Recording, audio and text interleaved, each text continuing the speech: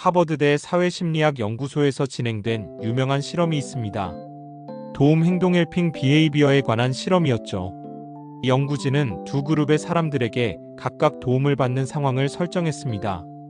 한 그룹은 도움을 한 번만 받는 그룹, 다른 그룹은 도움을 반복적으로 받는 그룹이었습니다. 결과는 예상 밖이었습니다. 한 번 도움을 받은 사람들은 고마움을 느꼈지만 도움을 반복적으로 받은 사람들은 감사 대신 당연함을 느꼈습니다. 하버드 연구진은 이렇게 결론지었습니다. 도움이 반복될수록 인간은 그것을 호의로 인식하지 않고 자신의 권리로 착각한다. 이게 바로 착한 사람의 역설 더 나이스 퍼선 패러닥스입니다. 당신도 이런 경험 있지 않나요? 누군가에게 잘해줬는데 시간이 지나자 오히려 그 사람이 당신을 편하게 대하고 가볍게 대하는 순간들. 결국 잘해줄수록 사람은 떠난다는 말은 감정적인 하소연이 아니라 하버드에서 이미 과학적으로 증명된 인간 본능입니다. 이건 인간 뇌의 구조 때문입니다. 도움을 받는 순간 뇌에서는 보상 호르몬인 도파민이 분비됩니다. 하지만 반복적으로 도움을 받으면 이 도파민 분비량이 점점 줄어듭니다. 즉, 감사의 회로가 무뎌지는 것이죠. 스탠포드 심리학자 켈리 맥고니걸은 이렇게 말했습니다. 인간은 호의에 익숙해질 때 그것을 잃기 전까진 그 가치를 인식하지 못한다. 결국 착한 사람은 타인을 행복하게 만들지만 그 타인에게 당연함의 마취를 준다. 첫째, 착한 사람의 뇌는 보상 불균형에 시달린다. 하버드 신경경제학 연구팀은 기브 앤 테이크 기브 마이너스 언드 마이너스 테이크 실험을 통해 도움을 주는 사람의 뇌와 받는 사람의 뇌를 비교했습니다. 도움을 줄 때 주는 사람의 뇌에서는 보상회로 벤트럴 STRIATUN가 활발히 작동합니다. 즉, 착한 행동을 할 때 도파민이 올라가는 거죠. 그 자체로 행복합니다. 문제는 여기서 생깁니다. 받는 사람의 뇌는 감사의 회로 엔티리어 INSULA가 처음엔 켜지지만 반복될수록 반응이 줄어듭니다. 즉, 주는 사람은 계속 행복하지만 받는 사람은 점점 무감각해집니다. 결과적으로 관계에는 보상 불균형이 생깁니다. 주는 사람은 계속 애쓰고 받는 사람은 점점 더 덜 느끼죠. 하버드 연구팀은 이걸 심리적 감각 적응 사이컬러지컬 애덕테이션이라 불렀습니다. 즉, 인간은 좋은 대접에도 금세 적응해버리는 존재입니다. 그래서 착한 사람들은 상처받습니다. 그들의 호의는 상대방의 뇌에 기준치로 저장되기 때문이죠. 한 번 잘해주면 감사지만 10번 잘해주면 의무가 됩니다. 둘째, 진화적으로 인간은 착한 사람을 존중하지 않도록 설계되었다. 이건 냉정한 진화 심리학의 결과입니다. 인간은 원시 사회에서 리소스 자원을 얻는 존재로 진화했습니다. 생존을 위해선 자원을 주는 자보다 가지는 자가 유리했죠. 그래서 인간의 본능 속에는 받는 자의 우위 본능이 각인돼 있습니다. 도움을 받으면 무의식적으로 자신이 우위에 있다고 느끼는 거예요. 스탠포드 진화심리학자 데이비드 버스는 말했습니다. 도움을 반복적으로 받는 사람은 도움을 준 사람을 점점 하위 계체로 인식한다. 즉, 착한 사람은 본능적으로 지배구조에서 낮은 위치로 밀려납니다. 왜냐면 인간의 뇌는 주는 자, 약자, 받는 자, 강자라는 생존 공식으로 작동하기 때문입니다. 이건 사회에서도 똑같이 나타납니다. 회사에서 늘 양보하는 사람은 좋은 사람이지만 승진은 늘 뒤로 밀립니다. 친구 관계에서도 늘 맞춰주는 사람들은 존중을 잃습니다. 이건 감정의 문제가 아니라 진화된 인간의 서열 판단 알고리즘이 작동하기 때문입니다. 셋째, 착한 사람의 문제는 선함이 아니라 경계 없습니다. 하버드 행동심리학자 로버트 세폴스키는 착한 사람들의 뇌 구조에는 경계 회로 바운더리 시스템가 약하게 발달했다고 말했습니다. 즉, 그들은 나와 타인을 구분하는 신경 네트워크가 희미합니다. 그래서 타인의 감정에 너무 쉽게 동조하고 거절을 두려워합니다. 그들의 뇌에서는 공감 회로 엠퍼시 네서크가 과도하게 활성화되어 결국 타인의 감정, 피로감 EMPATHIC 퍼티그에 시달립니다. 결국 착한 사람은 자신을 위해 싸우는 대신 타인의 평화를 위해 스스로를 소모합니다. 그리고 아이러니하게도 그렇게 헌신한 사람들은 가장 먼저 버려집니다. 왜냐면 사람들은 자신을 위해 싸우지 않는 사람을 약하게 느끼기 때문입니다. 심리학적으로 말하면 그건 존중의 손실 리스펙트 로스 현상입니다. 일론 머스크가 이런 말을 했습니다. 모든 관계는 힘의 균형 위에서 유지된다. 일방적으로 주는 사람은 결국 이용당하거나 버려진다. 머스크는 냉정해 보이지만 그 말은 진화적 현실을 그대로 반영합니다. 주는 사람은 관계를 유지하지 못합니다. 관계를 지탱하는 건 균형이지 희생이 아니기 때문이죠. 하버드 행동과학 연구소는 호의 피로페이버 퍼티그라는 흥미로운 개념을 발표했습니다. 이 실험은 이렇게 진행됐습니다. 피험자들에게 매일 다른 사람에게 작은 도움을 주도록 했어요. 하루는 커피를 사주고 하루는 일 대신 메모를 써주는 식이었습니다. 일주일 후 대부분의 사람들은 기분이 좋아졌다고 말했습니다. 그런데 3주 후부터 참가자의 72%가 피로감과 무가치함을 느꼈다고 응답했죠. 하버드 연구팀의 결론은 명확했습니다. 타인을 돕는 행위는 초기엔 행복감을 주지만 반복되면 자기 정체감을 약화시킨다. 즉, 도움을 주는 행위는 자아 보상이 아니라 자아 소모가 될 수 있다는 겁니다. 첫째, 착한 사람은 자아 경계선이 약하다. 하버드 심리학자 브렌다 월시는 착한 사람의 뇌가 경계선을 구분하지 못한다고 설명했습니다. 그들은 타인의 감정과 자신의 감정을 분리하지 못해 상대가 불편하면 자신이 불편하다고 느낍니다. 이건 감정 전이 EMPATHIC 트랜스퍼 현상입니다. 즉, 상대의 기분이 나쁘면 내가 뭘 잘못했나? 로 연결되죠. 이 구조는 뇌의 거울신경세포 미러 누라나 관련 있습니다. 착한 사람들은 이 영역이 과활성화되어 있습니다. 그래서 공감 능력이 높은 대신 자기 보호 회로가 약합니다. 그 결과 착한 사람은 타인의 요구를 거절하지 못하고 결국 자신의 에너지를 희생시켜 관계를 유지합니다. 하버드 연구진은 말했습니다.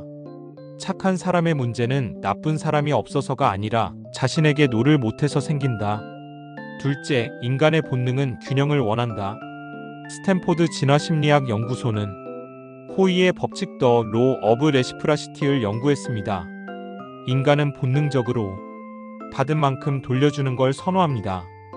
이건 생존을 위해 진화한 상호이익 시스템이죠. 하지만 문제가 있습니다. 착한 사람은 이 균형을 깨뜨립니다.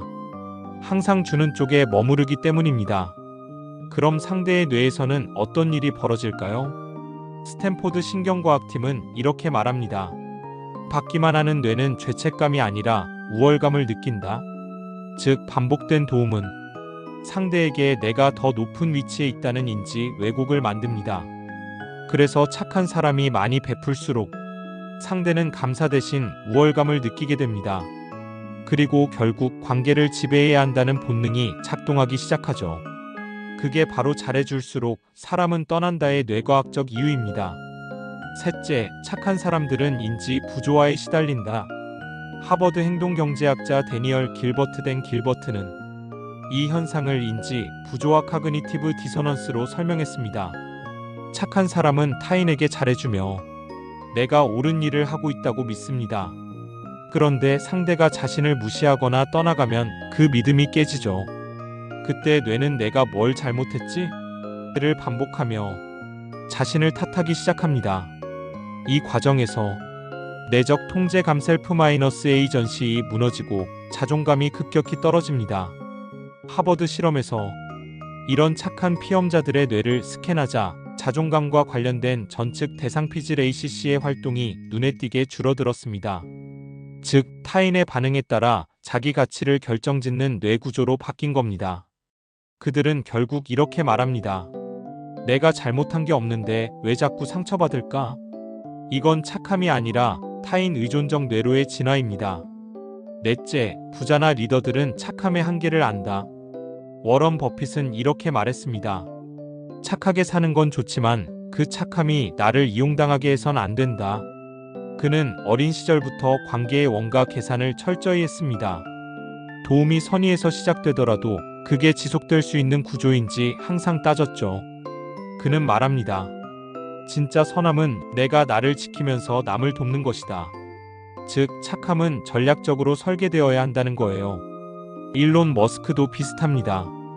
그는 좋은 사람일수록 냉정해야 한다고 말합니다. 그 이유는 명확하죠. 조직의 리더로서 모두를 만족시키려 하면 결국 아무도 만족시키지 못하기 때문입니다. 그는 이렇게 덧붙였습니다. 착함은 리더십의 조건이 아니라 리스크다. 즉, 착한 리더는 존경받지 못한다. 균형 잡힌 리더가 존경받는다.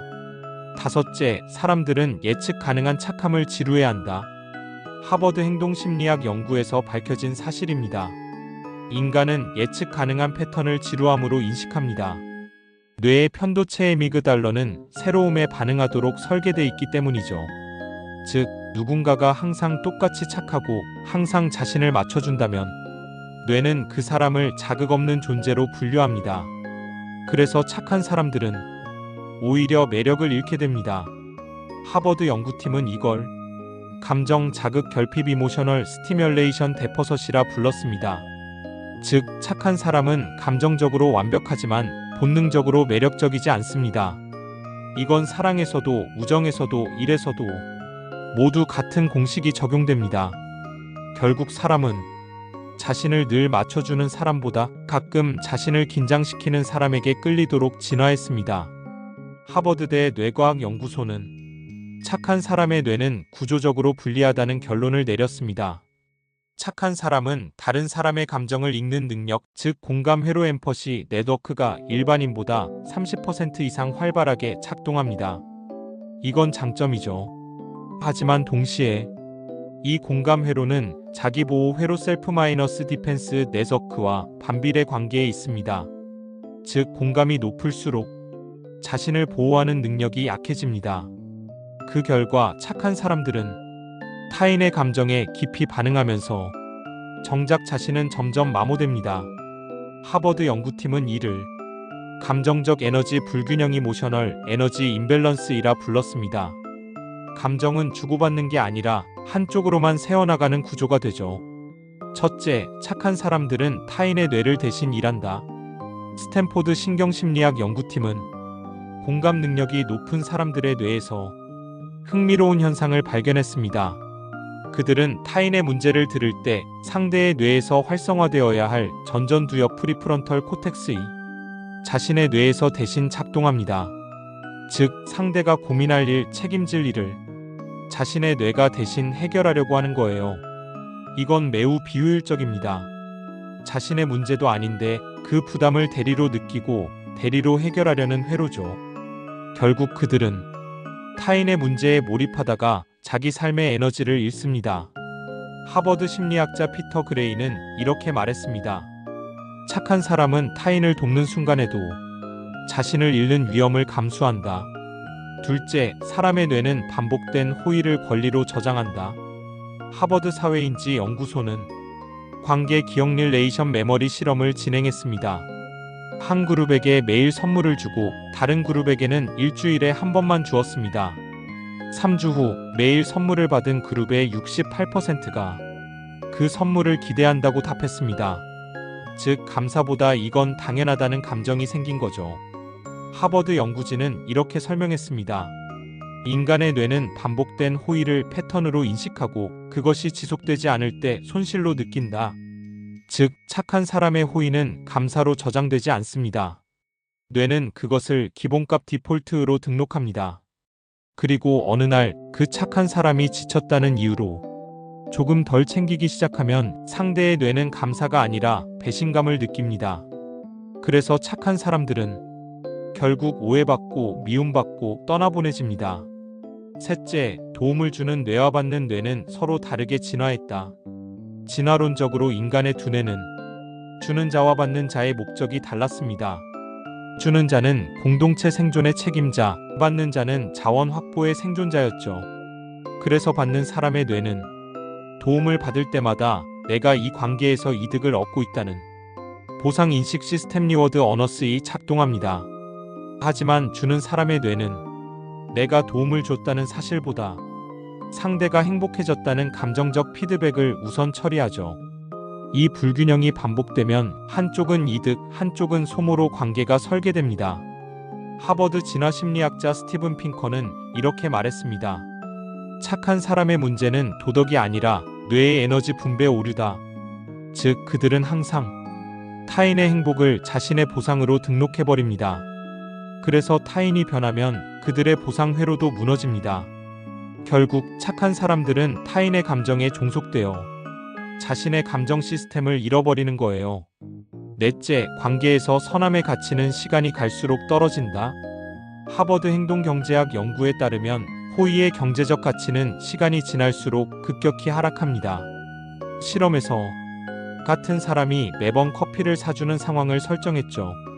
처음 2번은 감사의 표현이 있었지만 3번째부터는 대부분의 사람들이 당연하게 받아들였습니다. 즉, 감사의 인플레이션이 일어난 겁니다. 감사의 가치는 반복될수록 줄어듭니다. 호의의 가치도 마찬가지입니다.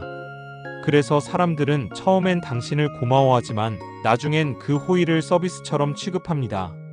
하버드 연구팀은 이걸 친절의 경제적 감가상각 페이버 디프리시에이션이라 불렀습니다. 착한 사람의 문제는 바로 여기 있습니다. 그들은 계속 잘해주면 언젠가 보답받을 거야 라고 믿지만 뇌는 그렇게 작동하지 않습니다. 뇌는 호의의 지속을 보상 감소로 해석하죠. 즉, 계속 잘할수록 상대는 덜 고마워진다. 다섯째, 진짜 착한 사람은 차가운 경계를 가지고 있다. 하버드 인간관계 연구소는 행복하고 성공적인 사람들에게서 공통된 패턴을 발견했습니다. 그들은 친절하지만 경계 바운더리를 명확히 세웁니다. 그들의 착함은 무조건적인 게 아니라 원칙 있는 착한 프린서펄드 카인드너스입니다. 오프라 윈프리가 이런 말을 했습니다. 나는 사람들에게 친절하지만 그 친절은 내가 허락한 범위 안에서만 작동한다. 즉, 진짜 착한 사람은 타인에게 휘둘리지 않습니다. 그들의 친절은 전략적이고 주체적입니다. 하버드 연구팀은 이걸 건강한 이타심 헬시 엘트루이점이라고 정의했습니다. 이타심에도 한계가 있어야 합니다. 그 한계를 넘는 순간 그건 선함이 아니라 자기 소멸이 되니까요. 하버드 인간관계 연구소의 결론은 명확합니다. 착하게 산다는 것은 나를 버리는 게 아니라 나를 지키며 세상과 협력하는 것이다. 즉, 진짜 선함은 무한한 희생이 아니라 균형 잡힌 경계 위에 세워진다는 뜻이죠. 첫째, 착한 사람에게 필요한 건 따뜻한 거리감이다. 하버드 심리학자 수전 데이비드는 감정 민첩성 이모셔널 어질러티에서 이렇게 말했습니다. 지혜로운 사람은 가까이 하되 휘말리지 않는다. 착한 사람의 문제는 거리를 두는 게 아니라 거리를 유지하지 못하는 데 있습니다. 그들은 상대의 감정을 곧바로 흡수합니다. 그래서 타인의 기분에 따라 자신의 하루가 흔들리죠. 이걸 막으려면 감정의 거리감을 의식적으로 훈련해야 합니다. 스탠포드 신경심리학 연구소는 감정을 바로 반응하지 않고 10초 지연 이모셔널 딜레이를 두는 것만으로도 뇌의 거울 신경 과활성을 60% 줄인다고 밝혔습니다. 즉, 상대가 예민하게 굴 때 즉시 반응하지 말고 호흡 한 번만 늦추세요. 그 한 번이 경계입니다. 그 한 번이 착한 사람이 무너지지 않는 기술입니다. 둘째, 모두에게 착한 사람이 아니라 필요한 사람이 되라. 워런 버핏은 이렇게 말했습니다. 모두에게 좋은 사람이 되려다 보면 결국 누구에게도 신뢰받지 못한다. 그는 젊은 시절엔 모든 투자자에게 친절했지만 나중엔 명확한 원칙을 세웠죠. 나는 내 가치관에 맞는 사람에게만 시간을 쓴다. 즉, 그는 착함을 전략적 선택으로 바꿨습니다. 하버드 경영대학원은 이 원칙을 셀렉티브 카인드너스, 즉 선별적 친절이라고 부릅니다. 모든 관계에 호의를 흘려보내면 뇌는 결국 피로해지고 타인은 당신을 자원으로 인식합니다. 하지만 기준 있는 친절을 보이면 상대의 뇌는 당신을 존중 대상으로 인식합니다. 이건 단순한 사회 기술이 아니라 뇌의 위계 인식 시스템에 직접 작용하는 메커니즘입니다. 즉, 당신이 모두에게 착한 사람이 아니라 원칙 있는 사람이 될 때 사람들은 떠나지 않습니다. 오히려 모여듭니다. 셋째, 일론 머스크의 법칙 감정보다 시스템. 일론 머스크는 인터뷰에서 이렇게 말했습니다. 좋은 마음이 회사를 망친다. 시스템이 회사를 살린다. 그는 감정에 휘둘리지 않기 위해 모든 관계를 원칙 기반 시스템 마이너스 베이스트로 설계했습니다. 친구에게도 직원에게도 가족에게도 이건 나의 기준이야를 명확히 했죠. 하버드 행동경제학 연구에 따르면 관계의 기준을 미리 명시한 사람은 그렇지 않은 사람보다 타인에게 더 신뢰감과 안정감을 준다고 합니다. 즉, 착함은 상대를 편하게 만들지만 원칙은 상대를 안심시킵니다. 진짜 착한 사람은 감정이 아니라 시스템으로 관계를 지키는 사람입니다. 넷째, 결론. 착한 사람의 시대는 끝나지 않았다. 다만 방식이 바뀌었다. 하버드 인간관계 연구소의 마지막 문장은 이렇습니다. 착한 사람은 실패하지 않는다. 다만 전략 없는 착함만 실패할 뿐이다. 착함은 여전히 가장 강력한 힘입니다. 다만 그 착함은 경계와 원칙 위에 있어야 합니다. 워런 버핏은 착하지만 단호했고, 오프라 윈프리는 따뜻하지만 명확했으며, 일론 머스크는 냉정하지만 정의로웠습니다. 이 세 사람의 공통점은 단 하나. 그들은 세상에 휘둘리지 않고 세상을 설계했다. 착하게 살되 무너지지 마세요. 호의를 주되 자신을 잃지 마세요. 결국 사람들은 떠납니다. 하지만 존중을 주는 사람 곁에는 끝내 남는 사람들이 있습니다. 그리고 그 남는 사람들만이 당신의 진짜 관계 자산이 됩니다. 핵심 요약. 착한 사람은 뇌의 공감회로가 과도하게 작동해 스스로를 소모한다. 반복된 호의는 상대 뇌의 권리로 저장된다. 진짜 선함은 경계 안에서 작동하는 전략적 착함이다. 착하게 살려면 감정이 아닌 시스템으로 관계를 설계해야 한다. 거절할 줄 아는 사람이 진짜 존중받는다. 댓글로 여러분들의 생각을 알려주세요. 지금까지 더리치랩이었습니다. 구독과 좋아요는 영상 제작에 큰 힘이 됩니다.